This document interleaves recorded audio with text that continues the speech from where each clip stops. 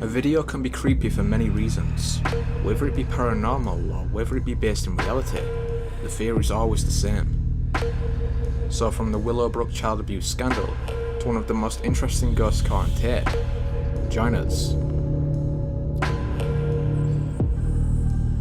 Originally built in the 12th century, Stirling Castle has been home to many wars and historical figures throughout the years. Because of this, it's been called a paranormal hotspot. Supposedly over 1,000 people a year report ghostly experiences, with the two most commonly seen entities being the Pink Lady and the Green Lady. The former is believed to be Mary Queen of Scots, whilst the latter is thought to be her servant. Another entity, meanwhile, is that of the unknown Highland soldier. One of the most interesting accounts revolving around this figure came in 1956, when a photographer visited Stirling early in the morning. Though nearly all of his shots came out clear, he was confused to find one contained a person, a surprise considering there was no one else at the castle except for a single sentry. Later the photo was analysed by experts, who found no evidence of tampering or a double negative. Whether any of these entities are malicious remains unclear, but in the 1820s it was said that a sentry was found dead in the governor's room, the reason behind his death unknown. What was noticed, however, was the sheer look of terror on his face. Such intense paranormal activity has attracted interest from many parapsychologists. One in particular was Tony Cornell, who decided on an overnight surveillance of one of the most haunted rooms in the castle. Whilst nothing was caught visually, a number of unidentified sounds were heard, many of which sound like screaming.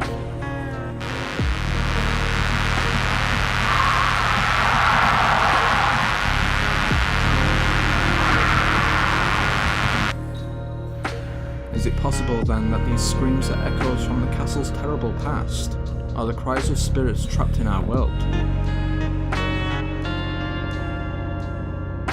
Born in 1957, Jeannie was the last born of her parents' 4 children, the first 2 of whom died. After her grandmother died in a car accident, her father, who shared a strange relationship with his mother, had a further breakdown after years of instability and moved his family to her isolated cabin. Here he confined Jeannie upstairs whilst the rest of the family slept downstairs, routinely leaving her on the toilet in a makeshift harness for around 13 hours, before placing her in a crib with a metal screen cover. If she ever made a noise during this time, her father either beat her, acted like a dog, or grew his fingernails out to scratch her. Besides this, Jeannie was fed as little as possible, whilst her room was kept extremely dark, with the only available stimuli being the crib, limited furniture and 2 plastic rain jackets. Jeannie's mother and brother, meanwhile, were often beaten as well, with the rule that they were forbidden from leaving the house. To ensure their obedience, her father remained equipped with a shotgun at all times. However, when Jeannie was around 13 years old, her mother demanded she be allowed to call her parents, to which her father eventually relented.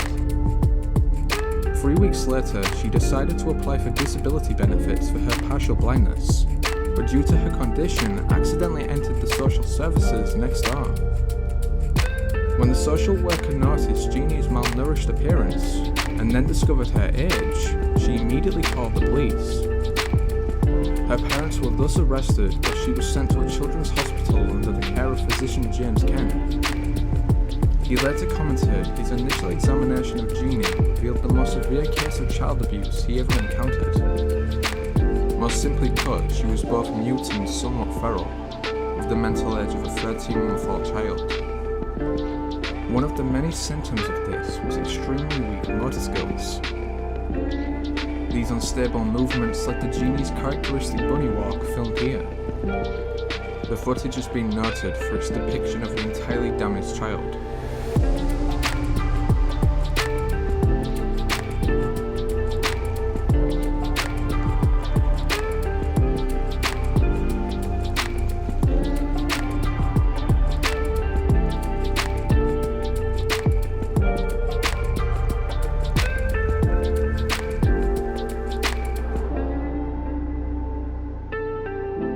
Despite all her many troubles, however, Jeannie slowly improved and briefly reunited with her mother every week, whilst her father committed suicide before he could be tried. It should be noted though that she never overcame all her problems, nor was her life perfect. For the majority of time spent in and out of hospital, she was treated more like a test subject than a child. Whilst after Jeannie left her primary foster parents, she was placed into the hands of a number of abusive carers, before finally being removed. Nowadays, she lives within an unknown location in state care, seemingly quite happy. An independent filmmaker, Daniel Hobbit had long been determined to capture the existence of the paranormal on tape. To achieve this, he and alleged psychic Moni Fagat travelled around haunted locations for free of charge, but never caught clear evidence. Then in September 1989, he was contacted by the Morpax couple in California, who claimed to have experienced a number of strange events. These included the usual hallmarks, such as strange smells, disembodied voices or crying, and doors opening and closing. Interestingly, nearly all of this activity emanated from the couple's guest bedroom, of which they both refused to enter. As such, Hobbit entered this hotspot and immediately felt a person stood beside him, before he was suddenly compelled by an unknown force to focus on a particular painting. At this moment, a mysterious black apparition started to form in the corner of the room. Hobbit's resulting footage has been credited for the capture of the ghost reflection, a rarely seen phenomenon.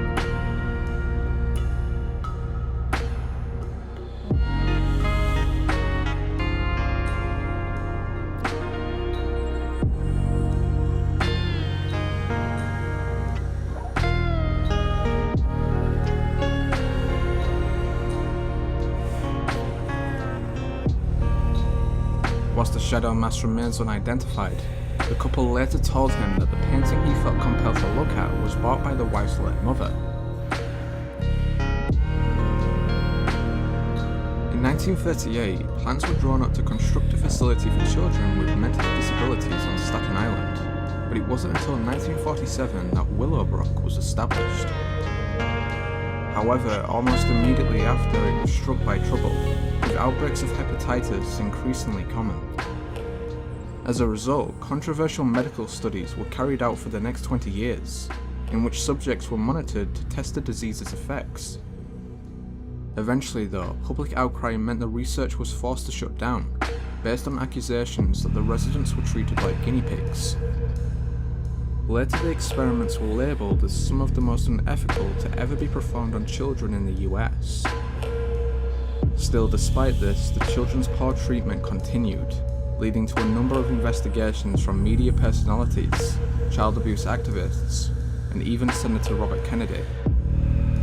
But it wasn't until 1972 that the true situation was finally depicted, when reporter Geraldo Rivera and his TV crew filmed these horrific scenes, uncovering instances of overcrowding, inadequate facilities, and severe physical and sexual abuse of the children by staff. Yet even with this coverage, it took another 15 years before Willowbrook was finally shut down. Rumours of what truly happened there remain, but the truth is likely to never come out.